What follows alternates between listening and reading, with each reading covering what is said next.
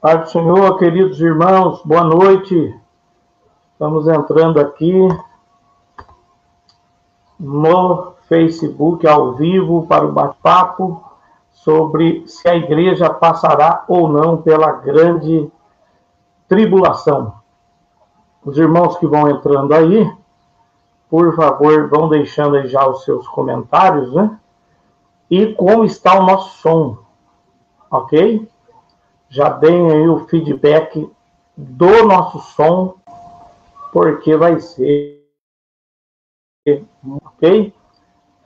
Me avisem aí sobre o som para a gente não ter mais problemas. Os irmãos estão entrando aí, boa noite.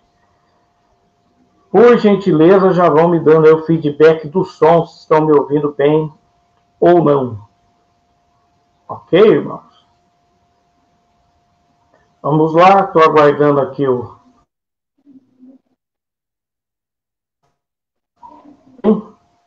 Deus abençoe, Pai do Senhor. Boa noite, André. Está me ouvindo bem? Pastor, Pai do Senhor, estou ouvindo sim. O senhor está me ouvindo? Estou ouvindo perfeitamente, já estamos ao vivo. Os irmãos estão entrando aí para curtir, comentar e compartilhar, né? E o nosso tema hoje é um tema brabo, né? Bem brabo. É um tema bem brabo, né? Esperando também pela visita do Daniel, né? Que é o profeta Daniel. Estamos aguardando por ele, né? Para ver se ele entra aí para esse bate-papo também. O teólogo da conspiração. O teólogo da conspiração. Vai mandando aí para os seus amigos, para os seus irmãos, pode participar, pode comentar aqui, pode mandar as perguntas. Nós vamos entrar nesse tema polêmico, né? Porque o pessoal fica bravo, né, André? Muito bravo. Quando fala que a igreja vai passar pela grande tribulação. Tá entrando o pessoal. Não fica. O problema é discernir a natureza da grande tribulação. É bem. Exatamente. Então tá aí o pastor Vanderlei Pio Faria, da Assembleia de Deus do Madureira, lá em São Paulo, né? Um grande homem de Deus, estudioso da palavra. Seja bem-vindo, meu amigo pastor. Boa noite a toda a comunidade, Nação Madureira, né? Como é chamado, né? A todos os irmãos. Fica bravo comigo. Forte abraço a todos os irmãos. Estão entrando os irmãos aí, André, para o bate-papo. André, você quer preparar a leitura, então? Pode Prepara aí para nós. Enquanto os irmãos estão entrando aí, vamos ler 1 Tessalonicenses, capítulo 4, versículo 13 ao 17. Depois nós vamos ler outros textos, né? Está aí o pastor Vanderlei. Amém, meu amigo. Vou ficar por aqui. Os irmãos podem comentar, pode tecer seu comentário, vão servindo todos os comentários, tá? Pode mandar pergunta, pastor. Participar, viu, irmãos? Pode, o pessoal pode mandar as perguntas aí, que nós vamos participar juntos, né, para o crescimento de todos. André, faça a leitura de introdução para nós aí, por gentileza, enquanto o pessoal vai entrando aí. 4, qual verso, pastor Daniel? Do capítulo 4 ao 13 ao 17, né? Capítulo 4, versículo 13 ao 17. Vamos lá. Diz assim o texto. Não quero, porém, irmãos, que sejais ignorantes acerca dos que já dormem, para que não vos entristeçais como os demais, que não têm esperança. Porque se cremos que Jesus morreu e ressuscitou, assim também os que em Jesus dormem, Deus os tornará a viver, a trazer com ele. Dizemos vós, pois, Isto pela palavra do Senhor, que nós, os que ficarmos vivos para a segunda vinda do Senhor, não precederemos os que dormem, porque o mesmo Senhor descerá do céu com alarido, e com voz de arcanjo, e com trombeta de Deus, e os que morreram em Cristo ressuscitarão primeiro. Depois nós, os que ficarmos vivos, seremos arrebatados juntamente com ele nas nuvens, a encontrar o Senhor nos ares, e assim estaremos sempre com o Senhor. Terminando, né? Consolai-vos uns aos outros com essas palavras. Maravilha. Então, queridos irmãos, já vou passar para o André. A verdade é que o tema ele está crescendo, porque nós estamos enfrentando essa econômica, a crise da saúde. A igreja nunca se viu nessa perspectiva. É claro que a igreja passou por períodos difíceis da história, assim, né? Como a peste espanhola, a gripe espanhola e outras, né? Outras calamidades que aconteceram, calamidades que marcaram, mas é o único o momento que nós estamos vivendo, né? Muitos já estão questionando se a igreja passa ou não passa pela grande tribulação. Lembrando que a nossa ideia aqui não é atacar a posição nenhuma, porque nós reconhecemos que quando nós estamos no campo de escatologia, é muito complicado a gente pegar e cravar muitas coisas, né? Mas a gente pode, dentro da Escritura, olhar, dentro de uma perspectiva bíblica, algumas ideias aí. A igreja, para muitos assembleanos, pentecostais e até neopentecostais, acreditam que ela não passa pela grande tribulação, querido irmão Diácono André, porque o termo eclesia não aparece a partir de Apocalipse capítulo 4, seria uma das suas afirmações, e também de que a igreja não está destinada à ira de Deus, e muitos também usam o texto de Apocalipse capítulo 13, versículo 10, destinado à igreja de Filadélfia, que eu guardarei vocês lá em cima da hora da tentação que há de vir sobre todo mundo, como uma alusão à igreja que será arrebatada. Então, esses são os textos, além também de algumas alegorias, né, colocadas aí pelo meio, né, que assim como Elias foi antes da seca, a igreja vai subir antes da grande tribulação, e por aí vai, né? Então, vamos lá, irmãos. André, vamos entrar, então, pode entrar já, e os irmãos já vão participando. Amém, pastor. Primeiro eu quero dar um resumo aqui. Existem 5 vertentes quando se fala acerca da grande tribulação. Os irmãos estão acostumados com os 3 clássicos, que é o pré, o meso e o pós. Mas, na verdade, não existe somente essas 3, são 5. Primeiro é o parcial. O parcial diz o quê? Que o arrebatamento, primeiro vai ser para os vencedores, descritos lá, a igreja do Apocalipse, ao que vencer.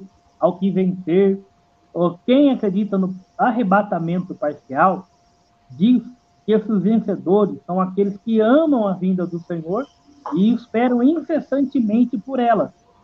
E o arrebatamento vai ser um evento parcial antes da grande tribulação, para aqueles que venceram, para aqueles que desejaram, e após o final da grande tribulação, o resto da igreja que não subiu vai subir no final. Para ele, o arrebatamento é um evento em duas fases. E mesmo a pessoa sendo um crente regenerado, fiel, possa ser que ele não sobe na primeira remessa, que é o arrebatamento dos vencedores. Depois, no final, ao arrebatamento geral de toda a igreja. Essa é a visão parcial, mas é a visão menos falada, menos citada, porque a gente não encontra tanto embasamento bíblico.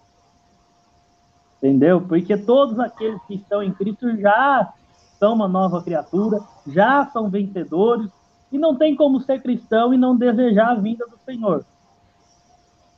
Se bem, querido irmão Diácono André, que essa visão parcial, do arrebatamento parcial, muito pouco conhecida, mas ela é bem pregada, a ideia é bem pregada nos cultos, dentro desse contexto que você falou mesmo, né? Sim, de fato é verdade. Ela é até confundida com o pré-tribulacionismo. A primeira visão é o parcial, a segunda visão que a gente tem é a visão pré-tribulacionista. O pré-tribulacionista, irmão, é o seguinte, eles entendem que a grande tribulação, ela é, por exemplo, Daniel capítulo 9, vai descrever que 70 semanas estão decretadas sobre o teu povo e a tua santa cidade. Interpretando do método histórico, literal, gramatical ali, este povo e essa cidade é o povo e a cidade de Daniel, que é Jerusalém. E a grande tribulação para o pré-tribulacionismo é uma grande ênfase. No Antigo Testamento fala o dia do Senhor, o dia de vingança, o dia de angústia para Jacó, também descreve a grande tribulação.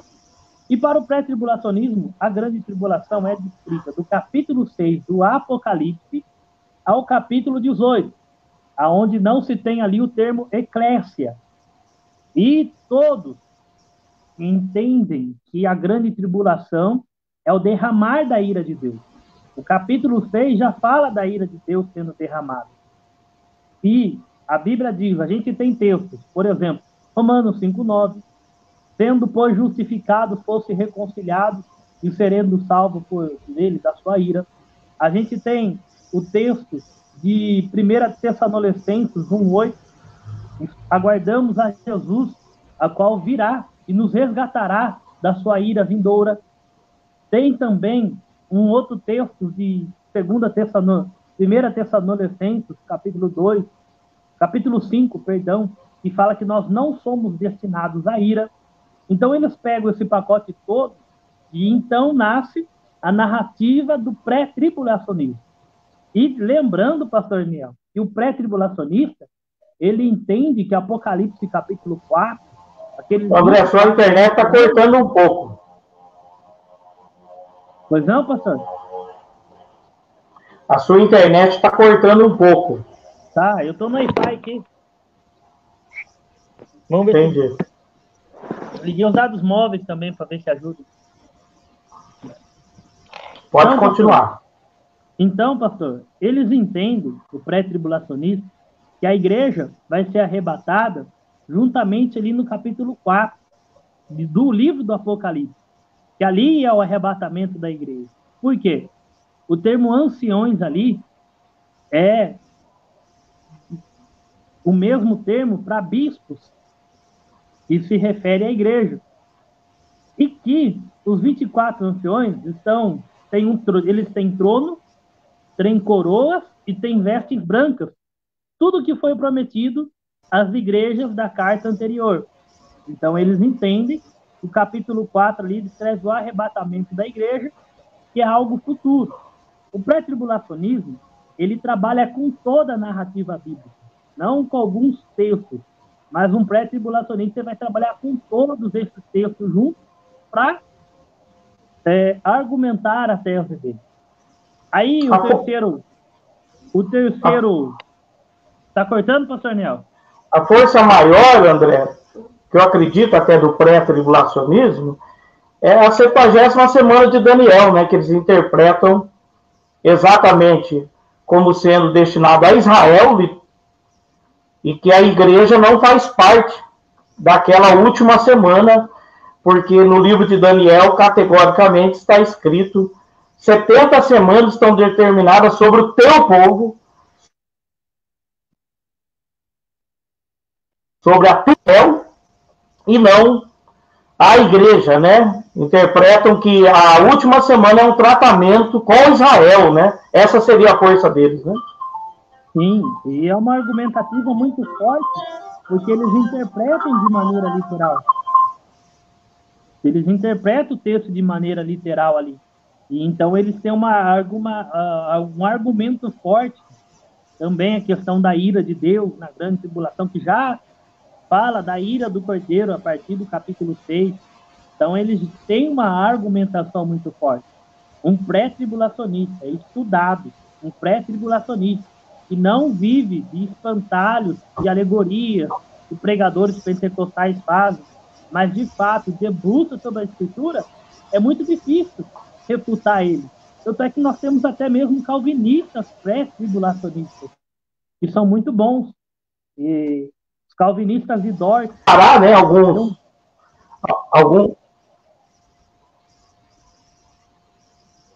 Tá cortando a sua fala. Tá cortando? Voltou. Essa é uma bênção.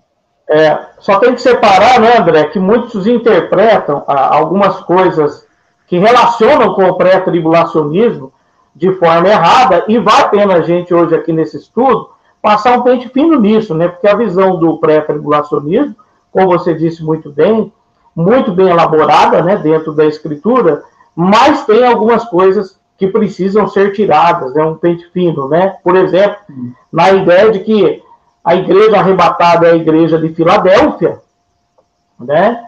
E que essa é a igreja do arrebatamento, né? Isso é uma coisa que precisa ser tirado da ideia. É desnecessário usar a igreja de Filadélfia para isso, não é verdade? Com certeza. Ali no livro do Apocalipse, ali, o capítulo 2 e 3, a gente tem modelos de crentes, modelos de igreja, modelos de crente, vamos dizer assim, de crente pessoal de cada um. Ali deve ser interpretada dessa maneira e também da maneira histórica. A gente querer encaixar uma dispensação profética ali e querendo datar dispensações ali é um grande erro. É uma grande fantasia que alguns criaram. E um grande espantalho também foi dizer que John Nelson Darby, ao ter contato com Margaret MacDonald, elaborou a tese pré-tribulacionista. É um grande erro. Tem escritos de Efraim Ossírio, desde lá já tem-se uma ideia de um arrebatamento diferente da segunda vinda, desde lá. Sem falar também que quando John Nelson Darby sistematizou a ideia do pré-tribulacionismo, já havia outros antes dele que já tinham uma ideia, mas não tão elaborada assim. Foi 3 anos antes, quando ele teve contato com aquela jovem chamada Margaret MacDonald. E, inclusive, pastor, não tem nenhum livro que relata que ele e ela tiveram um encontro, e eles conversaram, e ele visitou ela.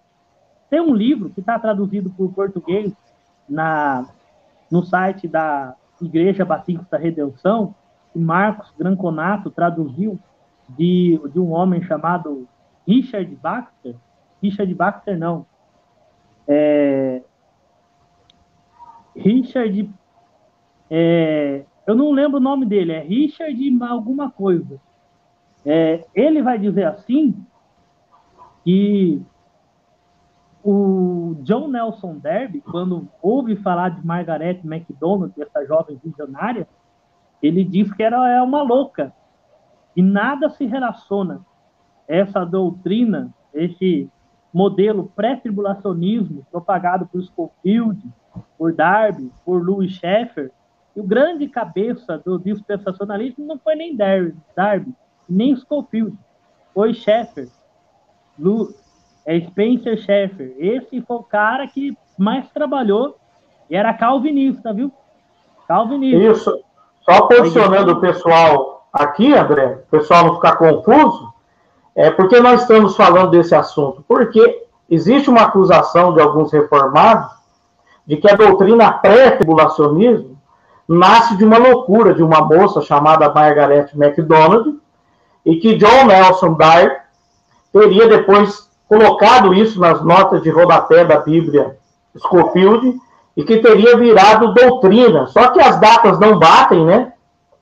nem as datas, nem o contexto histórico, e não faz parte do dispensacionalismo essa história, né? Ou seja, acusar os irmãos pentecostais de terem criado isso é um erro muito grande de teólogos que não estão estudando direito. É uma desonestidade intelectual e histórica, pastor. Se as pessoas querem refutar, refuta com ideias bíblicas, no texto bíblico, na exegese. Ficar levantando espantalhos assim é feio. É porque alguém ouviu de fulano, de cicrano, aí vem propagando, aí a visão, que é uma visão que trabalha toda a narrativa bíblica, que deve, com certeza, como as demais outras visões, ser ouvidas e respeitadas, acaba sendo esculachada, virando piada, e se a gente vê bem, todo o contexto que essa doutrina foi sistematizada veio do ventre reformado.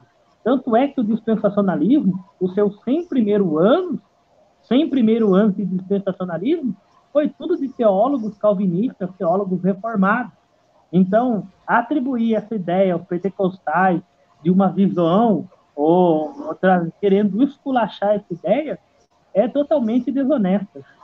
Exatamente, até porque a maioria, os grandes pais da igreja, grande parte deles eram pré-milenistas, e essa ideia vai amadurecendo com o tempo até chegar na ideia que nós temos hoje do arrebatamento, só que muitos confundem até, né? Arrebatamento secreto. Assim, muitos usam esse termo arrebatamento secreto. Mas se você ler obra de qualquer dispensacionalista sério, como John Walvoord, Charles Hyde, o próprio Scofield, o próprio John Nelson Darby, Schaeffer, entre outros, Dite Pentecoste, aqui no Brasil, Marcos Granconato, Saulo Stan, Gabriel Porto, que são homens que defendem o pré-tribulacionismo. Esses homens, nenhum deles colocaram o termo secreto, arrebatamento secreto. Veja bem, pastor, é usado o termo iminente. O que é iminente? Não tem sinal, não tem hora, não tem dia marcado, não tem data. Então, é algo surpreso, inesperado. Então, o termo correto é arrebatamento iminente, não arrebatamento secreto. Porque o texto que a gente acabou de ler diz assim: Exato. E virá o mesmo Senhor, descerá do céu, com voz de arcanjo, com alarido, com a trombeta de Deus. Mortos vão ressuscitar, pessoas vão desaparecer. Como é que tal evento vai ser secreto? Não tem como. E esse termo secreto é um termo de cunho reformado, dos irmãos reformados que colocaram para debochar dos irmãos pré-tribulacionistas. Então, isso também se deu, né, André?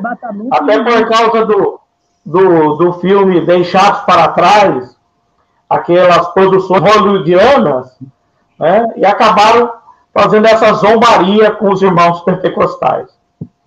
Mas é desonesto. Houve um milenista, ele escreveu um livro chamado 1994, e ele datou que Jesus ia voltar em 1994. Falhou a profecia dele, ele marcou para 2011. Aí ele morreu, se eu não me engano, no ano de 2014. Mas imagina só, se algum engraçadinho vai lá, pega essa ideia de amilenista e faz um romance, escreve um livro e faz um filme sobre isso. E propagasse a ideia que os irmãos amilenistas são os irmãos que datam a volta de Jesus. Seria desonesto, não seria? Seria. É a mesma coisa as pessoas fizeram com o dispensacionalismo e o filme Deixado para Trás. O filme de Tim LaHaye. Uma coisa que eu sempre falo, pastor Daniel, existe o sistema dispensacionalista e teólogos dispensacionalistas. Por exemplo, existe os teólogos que crê sério no arrebatamento e alguns teólogos que desconhecem de fato o que é arrebatamento. E a gente atribuir a todo o sistema teológico. A falha de um teólogo é muito desonesta. Por exemplo, Exato. a teologia da substituição, ou teologia do pacto, ou aliancismo, como os irmãos quiserem assim aderir. Tanto os irmãos reformados, como também os irmãos metodistas, como a Confissão de Fé Batista de 1689, como também os teólogos da ICAR, Igreja Católica Apostólica Romana. Todos eles adotaram o aliancismo, a teologia da substituição. Aí eu vou lá, eu pego uma obra de um teólogo da ICAR, que acredita em purgatório, e coloco na conta dos irmãos metodistas, dos irmãos batistas, dos irmãos reformados. Isso é uma desonestidade, Seria né? muito desonesto da minha parte. Desonestidade. E isso que faz com o sistema pré-tribulacionista e com o dispensacionalismo em si. Bom, vamos dando uma pausinha aqui para ver o que nossos irmãos estão nos ouvindo, assistindo. Nós queremos saber a sua opinião, porque aqui você não vai ficar em cima do muro. Você que defende o pré, coloca aí, eu sou pré-tribulacionista, sou mídia, sou pós. Por que, meu querido irmão André? Essa questão da escatologia foi tão complexa que até Calvino teve dificuldade de entrar nela, né? Nós vamos ter o desenvolvimento da escatologia mesmo, século XVIII, XIX, avançando mais, porque eles não trataram até disso nos concílios. A ideia era defender Cristo, né? Trabalharam muito união hipostática, cristologia, mas não desenvolveram muito, porque a ideia para eles estava fechada sobre a questão da escatologia, né? O amilenismo era muito, muito forte dentro da Igreja da Reforma, o pós-tribulacionismo muito forte, e há um desdém também, irmão Diácono André, com os pentecostais sobre o seu estudo teológico. Alguns consideram que o pentecostal não é sério, que não há pentecostais sérios no estudo da teologia, e por isso muitos estão bebendo dessa ideia reformada. Você, como um jovem que está estudando, que já formou, o que você tem a dizer sobre isso? Bom, pastor, eu digo o seguinte: existe de fato alguns exageros? Existe. Mas no meio pentecostal existem muitos teólogos bons. David Wilkerson foi um deles, um excelente teólogo. A gente tem Cláudio Honor de Andrade, a gente tem Josué Brandão, e o pentecostal sério... O próprio Elias Soares também, e tantos outros, né? Ele não é levado por vento de doutrina, de maneira nenhuma. Por exemplo, eu acredito, não querendo desmerecer os irmãos, mas o método que o pentecostal adota para interpretar as profecias bíblicas, que é o método histórico, literal, gramatical, é o método correto para se interpretar toda a Bíblia. Não somente a escatologia, mas toda a Bíblia deve ser interpretada dessa maneira. Exato. Infelizmente, assim, a teologia reformada tem uma herança da católica no campo da escatologia, eles pegaram as mesmas ideias de Agostinho e de Orígenes e espiritualizavam o texto, davam sentido ao texto espiritual. Por exemplo, promessas do Antigo Testamento de um reino futuro é tratado de maneira simbólica. E quando a gente faz isso, a gente perde a essência do que o autor realmente quer dizer. Então, no meio pentecostal, deve sim levar os pentecostais a sério. Pentecostais amam Bíblia, são bons de Bíblia, gostam de estudar teologia. A gente tem um grande despertamento hoje sobre os pentecostais acerca de doutrina, acerca de patrística, acerca de história da igreja, acerca da hermenêutica. A teologia pentecostal deve sim ser respeitada. Todo teólogo sério respeita os pentecostais. Você não vai ver um Hernandes, você não vai ver um Augusto Nicodemos, você não vai ver um Leandro Ferreira, você não vai ver pessoas sérias esculachando o pentecostal, não. E deve-se também ter a preocupação de separar pentecostalismo de neopentecostal. Pentecostal é diferente do neopentecostal. A verdade é que muitos nem separam mais, né? Nem separam mais. Seria um grande erro eu pegar e querer misturar tudo. A igreja luterana com a anglicana, com a metodista, com a reformada, e fazer uma salada de frutas. Mas voltando aqui, pastor Real, acerca da hermenêutica, assim, escatologia, é bom que se estude hermenêutica primeiro, antes de entrar em escatologia. E escatologia, bem como o Senhor diz, é a doutrina das últimas coisas. E deixaram realmente por último, né? Até mesmo quando você vai estudar teologia, quando você pega lá a doutrina, você faz bibliologia, angiologia, soterologia, cristologia, armatologia. Ela acaba vindo lá por último. Antropologia, ela é por último mesmo da doutrina. Então, a escatologia fica sempre por último. É a doutrina das últimas coisas de maneira até literal. E assim, justamente por a igreja não parar para trabalhar escatologia, e hoje a gente tem coisas não novas, mas coisas que estavam na Bíblia e nós não estávamos percebendo. Coisas que a tradição da reforma trouxe, que nós ficamos na tradição, e que agora a gente está trazendo um despertamento maior para as questões escatológicas. Exatamente. Bom, a Assembleia de Deus tem no seu credo, junto com as igrejas pentecostais e CPI e tantas outras, né? Cremos que acreditam na vinda de Jesus antes da grande tribulação. Isso está nos credos das igrejas pentecostais. A grande verdade, meu querido irmão Diácono André, é que é bom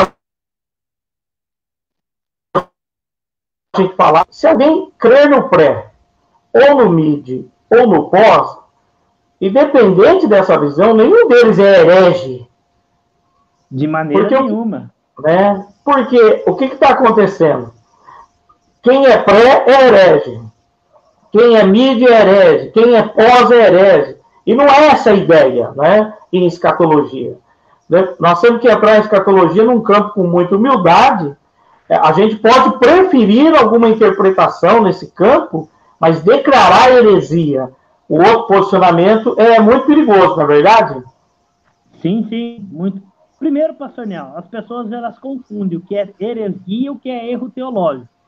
Heresia é tudo que fere as doutrinas principais da Bíblia. Por exemplo, Cristo, feriu a Cristo, feriu o pecado original, feriu a inerrância das Escrituras, feriu a justificação pela fé, ou o caráter de Deus, é considerado heresia. Por quê? Porque ele fere um fundamento da fé cristã.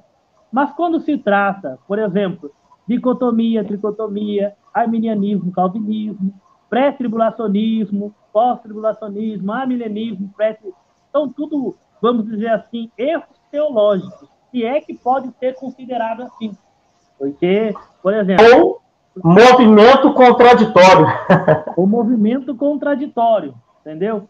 Mas o irmão não é herege porque ele crê que a igreja vai passar pela grande tribulação, ou porque ele não crê, ou porque ele acha que é parcial, ou porque ele acha que é no meio, ou ele acha que é o pré-ira. É uma grande visão aí que está se destacando muito. Não, ninguém é herege por causa da sua ideia escatológica. Exato. Exatamente. Porque o que está acontecendo nas redes sociais é exatamente isso, né? Alguém que defende o pré, ou defende o mid, ou defende o pós, e até o pré-ira, alguns chegam a declarar aquilo é heresia, é um absurdo, não. Lembrando, né, irmão Diácono André, que alguns partem, por exemplo, os irmãos reformados, que têm a ideia do aliancismo bem forte dentro deles, né? E o aliancismo traz a ideia de que Israel e igreja é uma coisa só. A igreja Israel é a igreja no Antigo Testamento e a igreja é a continuação de Israel no Novo, não fazendo distinção nenhuma entre eles, né? Eles têm outra ideia de interpretação escatológica. Já quem separa a igreja de Israel diz que Deus tem um plano específico para Israel e outro plano específico para a igreja. Para mim, Daniel, as 70 semanas de Daniel, e não só para mim, mas para muitos exegetas, concordam claramente que ali, na visão de Daniel, não está se tratando de dia, como querem muitos amilenistas, para tentar colocar Etíoco Epifânio, né, e Tito Vespasiano dentro daquela contagem, para falar que tudo já aconteceu naquela época, não é isso?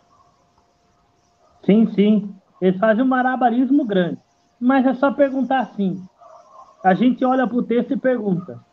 As 69 semanas, todas as semanas, se São literais. de maneira literal, por que a última semana não seria? Entendeu a ideia, pastor? Exato. Ou seja, a maioria se cumpriu de maneira literal. Por que a última semana vai se cumprir de maneira simbólica? Exato. É uma pergunta que alguém deve se fazer ao texto. E assim também, pastor. Por exemplo, para Israel, existe uma promessa de um reino político, de uma restauração social, de um rei que vai assentar na cidade de Davi e vai governar as nações com vara de ferro, e tem lugar geográfico. Por exemplo, prometido a Abraão do grande rio Eufrates até o Nilo do Egito. Exato. Essas promessas, como é que pode ser aplicada à igreja? Não tem como aplicar uma localidade, um reino físico à igreja.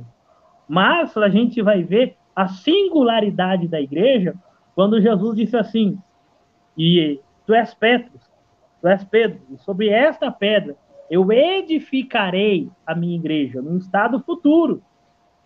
Entendeu? A igreja ainda iria ser edificada através do sacrifício de Cristo. Ou seja, a igreja é um povo singular com uma promessa singular. Quer ver? A promessa do arrebatamento, você vai ver no Antigo Testamento? Para a nação de Israel? Para alguns conseguem. Não tem como ver uma promessa de arrebatamento para Israel. Alguns conseguem. Sendo arrebatado, Enoque sendo arrebatado, mas isso aí é uma pessoa, não uma nação inteira.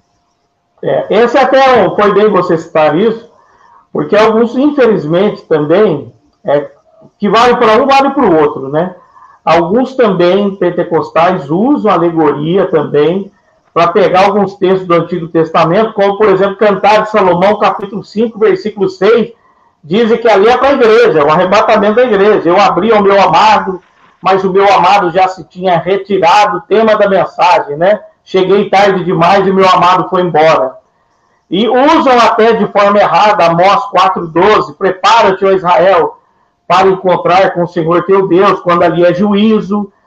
Tem vários textos que alguns pentecostais usam do Antigo Testamento, aplicando a alegoria para forçar o arrebatamento da igreja, né? Tem bastante. Bom, pastor Nel, o arrebatamento da igreja é uma promessa para a igreja e uma revelação nova no Novo Testamento, e quem dá detalhes mais assim é Paulo, mesmo que para ele é um mistério. E em 1 Coríntios capítulo 15 ele vai ver, eis que vos digo um mistério. Ou seja, o homem escreveu 13 cartas do Novo Testamento e foi elevado ao terceiro céu e deu forma ao cristianismo. Para ele era mistério, não tem como nós bater o martelo e falar o que é hoje, como é que vai ser. E o seguinte, pastor Nel, por isso que eu falei que melhor, antes de se estudar escatologia, é necessário se estudar hermenêutica. Por que hermenêutica? Porque assim, quando você interpreta no método histórico, literal, gramatical, você fica preso ao que o autor realmente quis dizer, e aqueles que ouviram, de fato, entenderam, assim como a profecia já veio, eles já entenderam de cara. Por isso, tem os abismos de interpretação, contexto imediato, contexto literário, e assim, pastor. Não é porque nós interpretamos a Bíblia no método histórico, literal, gramatical, que a gente não vai lidar com figuras de linguagem. Por exemplo, Apocalipse 6, o cavalo branco ali, que é o ministério do anticristo. O anticristo não vai vir montado num cavalo branco, a fome não vai vir montada num cavalo vermelho. Não. São figuras de linguagem que trazem verdades literais por detrás dessa figura. Apocalipse 12, Apocalipse 13. Sim, mas o que acontece, pastor Niel? O despreparo do pentecostal para lidar com textos bíblicos é muito grande. Entendeu? E assim, isso tem que ser falado, né? Sim, de fato. Antes de se estudar escatologia, procure saber o básico de hermenêutica. Porque, assim, você vai pegar uma profecia. Você vai interpretar ela que jeito? A Deus dará a imaginação da sua mente? Porque eu me pergunto, senhor, me desculpe, pastor Daniel, mas a partir do momento que alguém fala assim, não, o sentido comum, o sentido literal que o autor foi inspirado pelo Espírito Santo disse, não é interessante. A minha mente aqui, o que eu imaginei no texto, é mais inspirado que a própria inspiração do cânon. Esse aí vem uma heresia, né? Aqui nasce a heresia.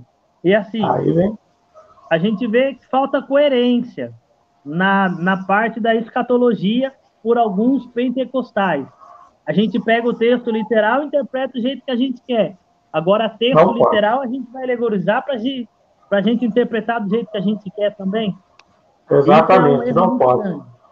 Mas, André, agora nós falamos bastante do pré, mas há aqueles que não acreditam no pré e acreditam que a igreja passa, sim, não por toda a grande tribulação, mas pelo menos pelos primeiros 3 anos e meio dela, acreditam que a igreja estará nesse processo, porque defendem que a igreja atual é uma igreja apostata, é uma igreja fria, é uma igreja completamente distante do Senhor, e acredito que essa igreja não vai ser arrebatada, que precisaria de uma purificação, assim como Israel precisou ser purificado nos cativeiros, assim a igreja precisaria passar por esse período um pouco mais duro, que não seria a ira, né? Mas seria o comecinho de uma perseguição. Quem defende essa ideia diz que não tem sentido ter anticristo sem igreja, porque ele não é antissemita, ele é anticristo. E anticristo vai perseguir testemunhas de Cristo. Ah, mas tem judeu que vai se converter, mas a conversão dos judeus, se nós olharmos, é mais para o final e não no começo. Né? Não é exatamente no começo. Então, há quem defenda que a igreja passa pelo menos os 3 primeiros anos e meio, que seria o MID, ainda não é o pré-ira, né? E você pode comentar que está chegando pergunta aí. Bom, a ideia do MID tribulacionista, ele vai dizer assim, por exemplo, que a igreja precisa ter uma sacudida para ela se despertar. Mas se a gente olhar, pastor Daniel, por exemplo, o que purifica o crente de todo pecado? É o sangue de Jesus. Se o sangue de Jesus não purificar o crente, não vai ser perseguição que vai purificar ele.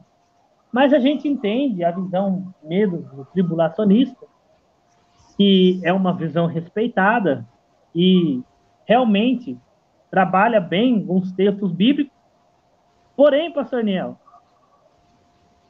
existe um pequeno erro que eles fazem. Por exemplo, eles pegam lá a 7ª trombeta e falam que o arrebatamento seria ali, em Apocalipse 11, que ali seria o arrebatamento da igreja, e alinham essa trombeta de Apocalipse juntamente com 1 Tessalonicenses 4,16 e 1 Coríntios 15, e o verso 53 em diante. Porém, deve-se tomar muito cuidado. Por quê? Porque é o seguinte, a trombeta de Apocalipse são trombetas que trazem juízo. E a trombeta de 1 Tessalonicenses e de 1 Coríntios capítulo 15 são trombetas que é uma trombeta de vitória, uma trombeta de reunião, de chamar a congregação. E lá também, pastor, por exemplo, o termo última trombeta, que está no português última trombeta, mas também pode sim ser colocado ali como primeira trombeta, ou antes das trombetas, entendeu? O mais certo seria antes das trombetas, né? Uhum. Mas muita gente usa isso aí para aplicar, que seria uma referência que Paulo estaria fazendo às trombetas em Êxodo, né? Aos chamados, né? Mas eu particularmente não acredito que Paulo estaria usando essa aplicação ali, porque senão ele teria desenvolvido essa ideia. Com certeza. E outra coisa, pastor Daniel, para o apóstolo Paulo, o arrebatamento era algo para ele que, vamos dizer assim, ele não tinha um domínio grande sobre isso. Então, por isso ele não vai discorrer, porque é uma revelação nova que nunca teve. O arrebatamento foi explicado pelo, vamos dizer assim, pelo apóstolo Paulo, de uma maneira que até para ele mesmo é difícil. Lembrando, pastor Daniel, que eles querem encaixar o arrebatamento ali nas duas testemunhas. E ali não dá. Não tem como ali as duas testemunhas ser um símbolo da igreja no Antigo Testamento e o símbolo da igreja no Novo Testamento. Ali já é uma alegoria, né? Já é uma alegoria. Na minha opinião, aquelas duas testemunhas são dois homens da época da grande tribulação. Eu não acredito que seja Enoque, nem que seja Elias e nem que seja Moisés. Para mim, são homens que vão vir com a virtude de Elias e com a virtude de Moisés, como descreve o texto, e Deus já fez isso uma vez quando enviou João Batista, na mesma autoridade de Elias. Deus poderia fazer isso de novo na grande tribulação. Até a próxima pergunta que eu quero falar aqui com o pastor Vanderlei, porque ele está falando sobre isso, o Grimalvo. Eu praticamente fui discípulo de Grimalvo em escatologia durante muito tempo, né? Então, com propriedade, eu posso falar disso. Fundador desse lindo ministério, seus livros, documentários, etc., não dão base a isso, né? Exemplo, em seu livro, Quem são os 144 selados? E as duas testemunhas fica claramente com base bíblica. Bom, para o Grimalvo, as duas testemunhas mártires, ou teria que ser Elias e Enoque no poder e virtude de Moisés. Porque ele explica que os judeus não ouviriam qualquer outro judeu. Eles teriam que ouvir uma autoridade. E ninguém melhor, porque as referências textuais que nós temos de Apocalipse 11, que um tem poder para fazer fechar os céus e o outro converter as águas em sangue, dariam referências a Moisés e Elias. Eu entendo que existe a interpretação que poderia ser qualquer outro dos dois judeus com este poder. Mas para o Grimalvo, bem lembrando o doutor Vanderlei, ele acredita que o povo de Israel não vai escutar qualquer um, porque estariam enganados pelo anticristo e pelo falso profeta, tanto que serão mortos, essas duas testemunhas serão mortas, mas antes da morte vão pregar durante um período, e pregando durante esse período, 1.260 dias, vão se converter 144 mil, 12 mil de cada tribo, conforme Apocalipse capítulo 7, extraindo Dan e Efraim, e dessa conversão esses judeus sairiam pregando o evangelho do reino no mundo, e as duas testemunhas são mortas em praça pública, depois são ressuscitados conforme Apocalipse capítulo 11. Então a ideia de Grimalvo é que seria Elias e Enoque no poder e virtude de Moisés, e ele usa como referência João Batista e Elias. Quando Jesus disse, este é o Elias que havia de vir, e há quem interprete que ali tem uma reencarnação e não tem, Jesus está querendo dizer que ele veio no poder e virtude de Elias, e é impressionante que João Batista usava a mesma roupa que usava Elias. Impressionante, né? A mesma vestimenta. Então, o Grimalvo, o pastor Vanderlei, ele acredita que as duas testemunhas mártires seriam ou Elias ou Enoque no poder e virtude de Moisés, já que Moisés teria morrido, né?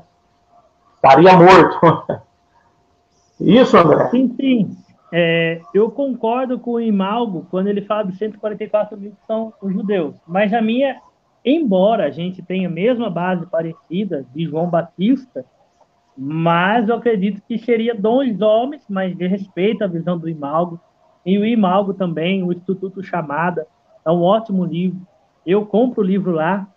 O Manual de Escatologia de Idade Pentecostes, um ótimo livro, trabalha todas as visões, perfeito. Tem o livro Antes da Trombeta Soar, que é um maravilhoso livro também, e lá que fala sobre o próximo tipo de arrebatamento, que é o pré-ira. O pré-ira, pastor Daniel, ele é diferente do mesmo tribulacionismo. Por quê? Porque para o pré-ira, para você encaixar o arrebatamento, você tem que alegorizar Apocalipse 12. E no pré-ira, Apocalipse capítulo 15, o ser semelhante ao Filho do Homem que vem nas nuvens e passa a foice sobre a terra e colhe os frutos, o pré-ira, o arrebatamento é entre o meso e o pós-tribulacionismo. Aí o pré-ira, ele se estende um pouco a mais. Aí vem o pré-ira. O pré-ira diz que a igreja vai passar por toda a perseguição do anticristo, pelas 7 selos, por 7 trombetas, e ele não alegoriza as trombetas. Ele vai para o texto literal, e quando ele chega em Apocalipse capítulo 15, sobre o Filho do Homem que vem nas nuvens, ele vai olhar ali e vai falar assim, não, aqui é o arrebatamento, de maneira literal, e ele diz assim, olha, a igreja não vai passar pela ira, mas ela vai ver a manifestação do anticristo, vai sofrer a perseguição, mas na hora do derramar do cálice da ira de Deus sobre todo mundo, que vai ser coisa terrível, que é pior do que selos e trombetas, por exemplo, o pré-ira, eles entendem que a igreja não vai estar nas taças da ira, porque, por exemplo, uma taça da ira vai ferir o sol vai arder, vai inchar.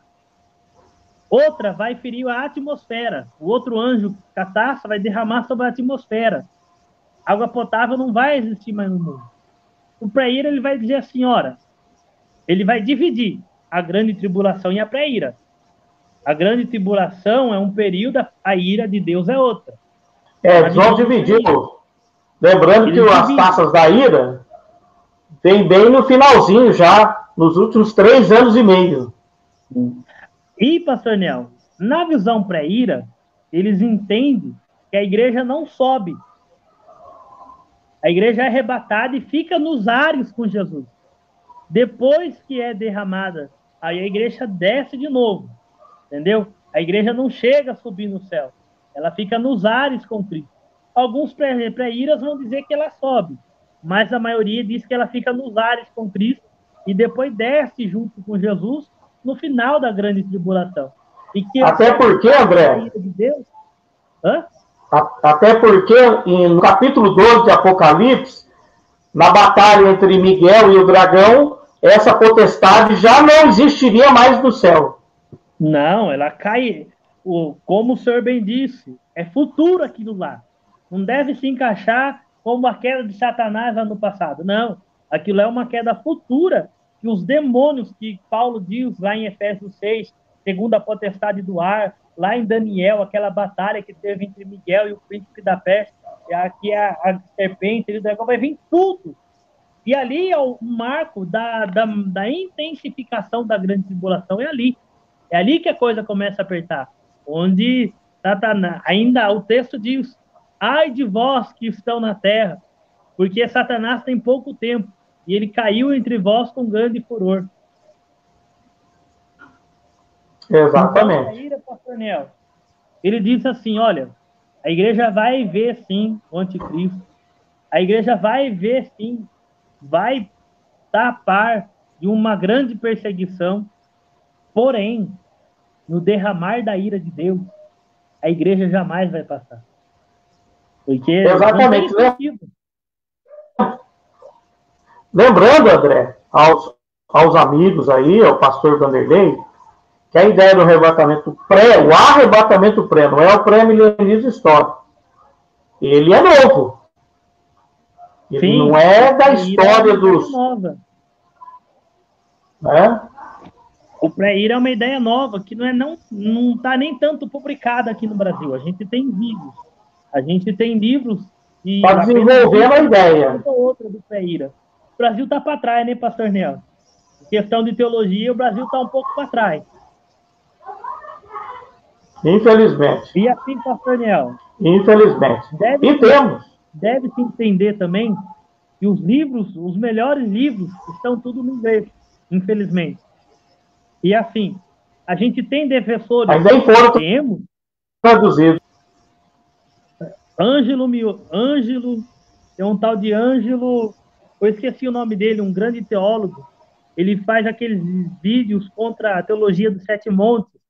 Ele é pré-ira. Iago Martins, dispensacionalismo progressivo. Ele também é pré-ira. Antônio Neto, que também é um dispensacionalista progressivo. Também tem a ideia do pré-ira. Aqui onde eu moro, tem o irmão Wesley Leonardo, também tem a ideia do pré-ira. Embora é uma visão nova, mas ela resolve muita coisa de lacuna dos pós-tribulacionistas, ou perguntas sobre o pré. Então, a opinião do pré-ira ali, ela tira a alegoria do mesmo tribulacionismo. É algo muito interessante que deve ser observado e levado a sério. Não é porque é uma visão nova que a gente vai descartar, não. Ela tem embasamento bíblico, ela tem bons teólogos que defendem, e é uma tese que, ainda assim, tira algumas lacunas, e é uma tese muito boa, o pré-ira. Sem dúvida. Lembrando que a nossa ideia, quando a gente fala de escatologia, a gente tem que ter humildade. Esse negócio de quem é pré. Você pode não concordar com a outra ideia de escatologia teológica, mas falar que é heresia, falar que aquilo é tudo irreal, não. Todas elas devem ser estudadas, porque a escatologia ainda é um objeto de estudo ainda. Porque nós entendemos que a escatologia é dinâmica, por quê? Conforme os acontecimentos vão avançando, a sociedade começam a aparecer perguntas. Por exemplo, André, quem na época de Hitler duvidaria que o anticristo estaria diante dos olhos deles? Né? Olhando aquele massacre de judeus, olhando todo o contexto, né? Quem viveu na época. Quem está vivendo na nossa época, já tem pastor que me procurou, pentecostal, falando, pastor Daniel, inclusive o Paulo Júnior, vamos citar aqui, André, o Paulo Júnior citou agora recentemente no vídeo dele, que ele acredita que já estamos vivendo selos. O Paulo Júnior, que é reformado. Tá? Então tem pergunta chegando aí. Vamos lá. Pastor, mas Apocalipse 6 ao 8 vai dizer que quando o anjo vai tocar a sétima trombeta, sobe um anjo, acredito que é o próprio Jesus, diz que não derrame a ira até que eu cele os meus. Então, pastor Vanderlei, sobre esse texto, o doutor Wimaldo deixa claramente, não derrame a ira até quem? Tá? Quando nós temos em Apocalipse capítulo 7, um anjo subindo da nascente do sol, e já está tendo na terra, no capítulo 7, abertura dos selos, os 4 anjos estão segurando os 4 ventos para que não destrua a terra. Então ele diz, não solte esses ventos, não seja derramado sobre os meus. Para quem é o pré, diz que é sobre a igreja. A igreja não pode estar ali no 6 mais. Então, é para judeus. Doutor Mal interpreta que aquilo seria para judeus. A igreja não estaria mais, pastor Vanderlei. Então, seria para judeus. Que eu sei meus, quem? Os 144 mil. Segue a narração expositiva. Porque depois, no capítulo 7, ele segue selando 12 mil de cada tribo, que são judeus convertidos a Cristo, que vão pregar o evangelho do reino em todo o mundo, E até é engraçado, André, porque tem gente que prega que enquanto o evangelho do reino não for pregado em todo mundo, Jesus não vem. Que a vinda de Jesus está facultada a isso. Isso é outro mito criado que não existe. Amém, irmãos? Com certeza, pastor Nel. Vamos lá. Isso aí é com certeza. Uma coisa que eu quero destacar aqui, pastor Nel, é o seguinte. A gente vai ver que não somente judeus vão se converter na grande tribulação. Na grande tribulação... Muitas outras pessoas. Tem pessoas que não são judeus. Entendeu, pastor? Por exemplo... Exato, sim. A salvação é só... Porque os 144 mil vão pregar. Não são igreja, eles vão pregar. Os 144 mil vão pregar. Que não são judeus e também não fazem parte da igreja, na visão pré-tribulacionista, também vão se converter. Então, esses santos, que é descrito, que significa separado, isso daí também se remete a pessoas que não são igreja e não são judeus, na visão pré-tribulacionista, que vão crer em Jesus através da pregação que vai ter na grande tribulação. O Espírito Santo ainda vai atuar na grande tribulação, e a grande tribulação, a salvação vai continuar sendo por graça. Não é esse negócio de salvação por própria vida. Não existe, não. Exatamente, André. Porque o mito criado no meio de muitos pentecostais de forma errada é de que quando a igreja for arrebatada, os que ficarem, os irmãos que ficou nosso, vão ter que derramar o seu próprio sangue para ser salvo. Irmão, o único sangue que justifica pecado é o sangue de Cristo. O fato de ter mártires morrendo no período do Apocalipse não é porque o sangue dele tem que ser derramado para ele ser salvo. Ele está morrendo porque ele é testemunha de Jesus.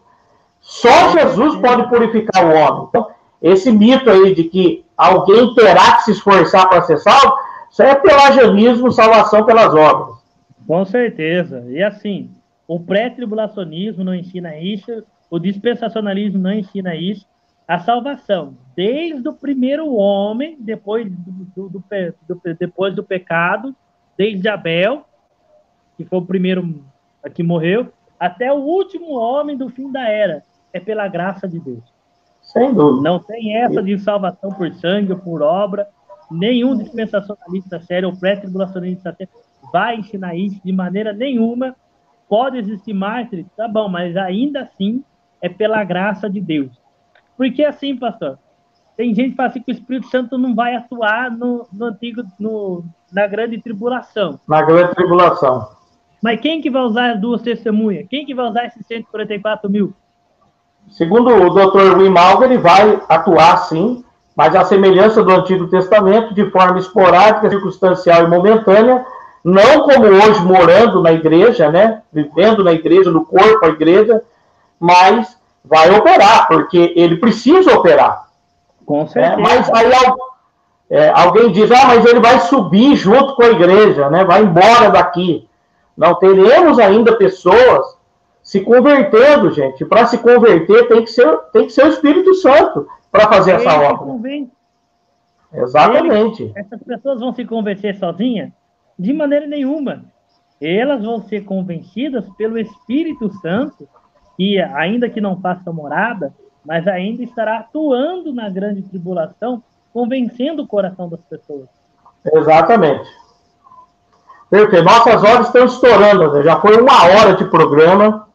Eita. E nós não chegamos nem no pós ainda, né? Porque, para resumir aqui, aqueles que acreditam que a igreja passa por toda a tribulação, passa por tudo, e só no finalzinho é que Jesus desce e faz tudo de uma vez só. Esses são os nossos irmãos que acreditam no arrebatamento pós, né? E não pré, nem no meio, nem o pré-ida, acreditam em tudo, que passa por tudo. Né? Então, são essas visões. O pastor Vanderlei está dizendo o seguinte, 144 mil, ele surge, pastor, prega para os que estão na tribulação e logo depois somem da terra. Na verdade, eles pregam, eles são selados para que o inimigo não lhes cause dano algum, e esses judeus vão pregar. Segundo o Dr. Wimald, ele diz que Como que os judeus vão pregar o evangelho do reino em todo o mundo?